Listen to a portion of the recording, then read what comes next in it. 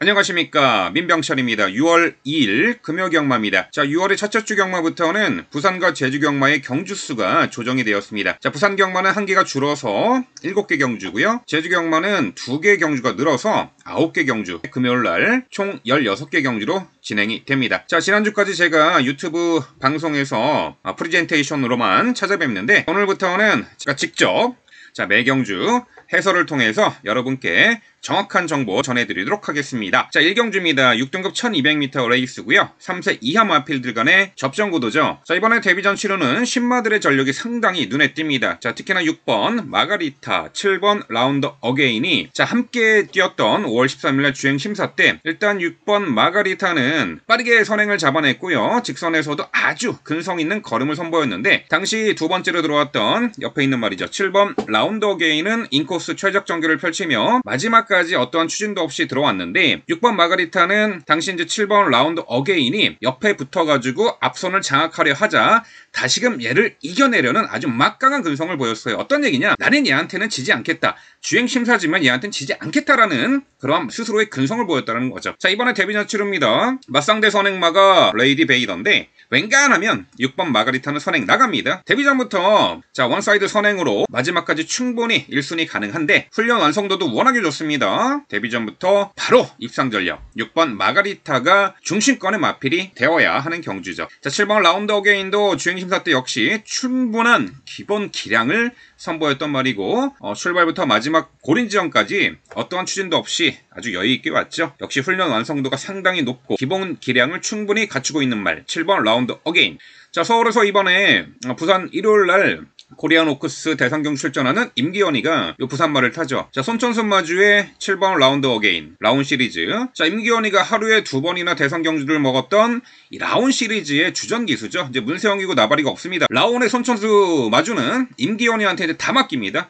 가끔 범현이나 태종이한테도 기회를 주겠지만 완빠따가 이제 임기현이 냈죠. 자, 7번 라운드 어게인이고요. 자, 1번 해랑이슬이 지난 3월 17일 데뷔전에서 선두 하이페이스를 극복하고 2차 입상을 차지했던 전력이죠. 당시 이 BK 글럽이라는 원사이드 선행을 나섰던 능력마에 이어서 2착을 했는데 11주 만에 출전을 합니다. 어떤 질병이 있었냐? 자, 마비성 근색소뇨증, 근육질병이에요. 그리고 좌전지 파행 등등으로 11주에 공백이 있습니다만 컨디션 크게 하지 없고요. 자, 이번에 실전 2전째 일단은 데뷔전부터 하이페이스를 극복해냈던 전력이기 때문에 충분한 기대치를 가질 수가 있는데, 딱 하나 단점이 있어요. 막판에 직전 입상 시에 외측으로 기대는 악벽을 보였는데, 자, 이런 부분 훈련실 교정을 통해서 완화됐다라고 보고 있고요. 이번에 망사는 거면 승인 장구까지 착용을 하고 출전합니다. 자, 1번 해랑 이슬이 되겠고요. 자, 3번 레이디 베이더가 직전 데뷔전 경주부터 상당히 많은 인기를 모았는데 초반에 앞선 장악에는 나섰습니다만 그야말로 앞장 뻑이 나버렸죠. 막판에 다리가 풀려버렸어요. 내측으로 기대고 생쇼를 했죠. 이번에 실전 2전째입니다. 자, 김도현 어떤 기수입니까? 얘 스트랑 라이더예요. 어쩌다가 가끔씩 말을 실전에서 타는데, 자, 김도현 기수가 4월 22일날 주행 심사 때부터 전담했던 말이고, 직전 데뷔전에서도 얘가 인기 1위로 팔렸어요. 인기 1위로 팔리고 부러졌기 때문에 자, 김도현이가 다시 한번 재기수 하는데 요거 강력한 의지를 보일 수가 있다라는 거죠. 자, 4번 레이디 베이더고요. 자, 3번 로드 투 매직도 출중한 기본 기량을 주행 심사 때 선보였던 말인데, 일단 혈통적으로 부마는 커널 존이고 모마가 매직 파티예요. 3번 로드 투 매직에 모마가 어떤 말이었냐? 이세마 시절이었던 2010년도에 이 모마인 매직 파티는 당시 이세마 최강자를 결정했던 과천시장배 대상경주를 제패했던 말입니다. 14번을 뛰면서 7번의 우승과 1번의 2차 입상, 당연히 1등급까지 올라갔었죠. 이 모마 매직 파티는 이세마 챔피언에 올랐던 말이고 1등급에서도 500m, 2000m까지 우승을 차지했었던 장거리까지 검증되었던 모마 매직 파티의 자마 3번 로드 투 매직인데,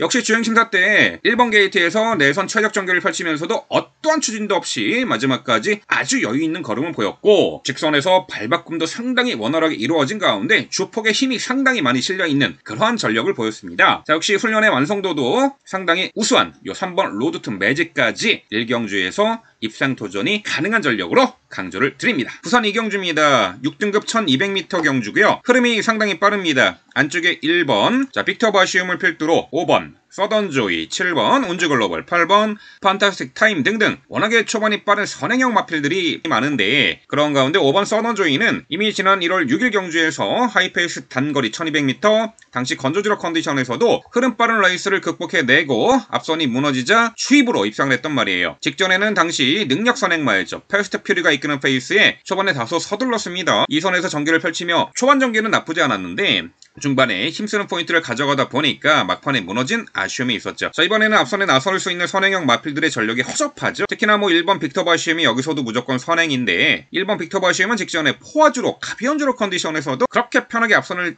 지배해 나갔습니다만 무리하고 막판에 무너졌어요. 7번 운즈글로벌도 다소 내측 기대는 악벽이 있는 말이고 그렇다면은 자 5번 서던조이는 편성이 약해졌고 앞선이 강하지 않기 때문에 부산 이경주의 5번 서던조이는 중심권의 마필이 되어야만 합니다. 자 8번 판타스틱 타임이 자 직전 경주에 아쉬운 4착에 머물렀는데 경주 경험이 늘어날수록 충분히 상승세를 선보이고 있는 말이고 자 직전에는 선행을 나서려다가 선두자리를 내주고 외곽 전개를 펼쳤죠. 다소 무리했다라는 거예요. 막판에 무너졌는데 자 이번 경주 직전 경주와 유사한 그 전개 페이스가 펼쳐질 것으로 보이고 있고요. 빠른 페이스에 대한 적응 능력도 충분히 향상된 말이기 때문에 자 8번 판타스틱 타임 자 서울에서 내려온 임기원이가 기승을 합니다. 선행 선입형 마필들의 힘한 배를 정말 기가 막히게 잘하는 임기원이 기승이라면은 이 8번 판타스틱 타임에 대한 기대치를 높게 가지셔야만 하겠습니다. 자 7번 운즈글로벌이 자 직전에 포화주로에서 2선 전개를 펼치면서 자 직선에서 지나치게 외측으로 기대어 나가는 그런 악벽을 보였는데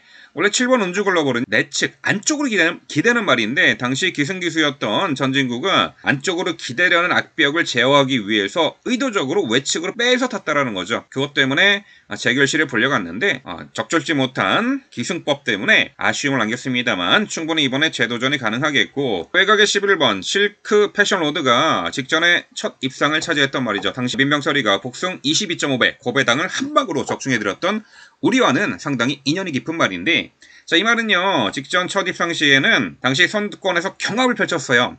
앞선을 편하게 장악한 것도 아니고 자 당시 솔레다드라는 마필과 시종 경합을 하면서도 직선에서 다소 걸음이 무너지는 듯 했습니다만 다시 치고 올라오는 재차 근성 있는 탄력을 보였단 말이죠. 430km대의 마체가 유형의 말이지만 체격 조건은 그리 크지 않습니다만 막강한 근성을 갖춘 거세마 1번 실크 패션로드 게이트 외곽임에도 이번에 게이트 외곽도 그리 불리해 보이진 않습니다. 자 11 실크 로드까지 입상 도전이 가능합니다. 부산 3경주입니다. 국산 6등급 1400m 레이스입니다. 자, 비슷한 능력의 마필들이 대거 출전할 레이스고 일단 전개 2점을 챙겨갈 수 있는 말이 5번 땀봉 퀸입니다. 지난 3월 24일 경주 1400m 레이스에서 시종 외곽 무리한 전개 운영 속에서도 첫 번째 입상을 차지했던 전력인데 직전에는 거리 늘려 1600m에 출전했으나 당시 초반 선행을 나섰습니다. 하지만 페이스 안배를 제대로 하지 못했고 막판 직선에서 걸음이 무너져 4착을 했는데 자 이번에는 거리를 내려서 1400m에 출전을 합니다. 이번 레이스에서도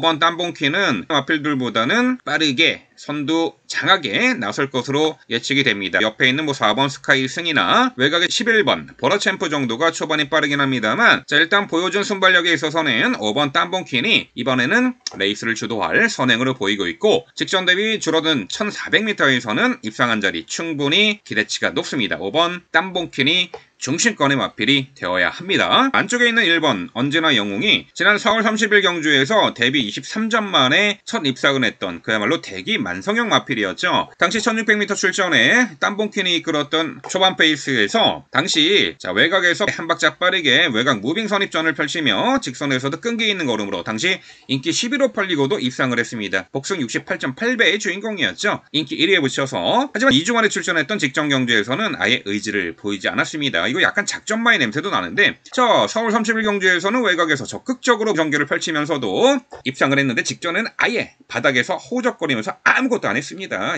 자 이번에 박재희 기수입니다. 교체됐는데 직선에서 앞선을 이겨낼 수 있는 종반 탄력을 충분히 갖추고 있는 말이기 때문에 1번 언제나 영웅 자 직전엔 1300 출전했는데 늘어난 1400 거리에서는 충분히 기대치를 가져올 수 있습니다. 자 편성은 잘 만났죠. 다음으로 4번 스카이 승이 작년 7월달 경주 이후에 공백이 있었습니다. 공백의 이유는 병력 때문이었죠. 왼쪽 앞다리 요원골의 편골절 판정을 받고 골편 제거 수술을 받았습니다. 오랜 치료와 공백 이후에 지난 4월 28일 경주 출전했는데 당시 또 인기 1위로 팔렸습니다. 맞상대도 강했고 레이스도 빨랐고 아직은 베스트 컨디션이 아닌 상황에서 5착이었는데 자, 이번에 정상주기 돌아왔고요. 직전 대비 또 1kg 감량 혜택이 있죠.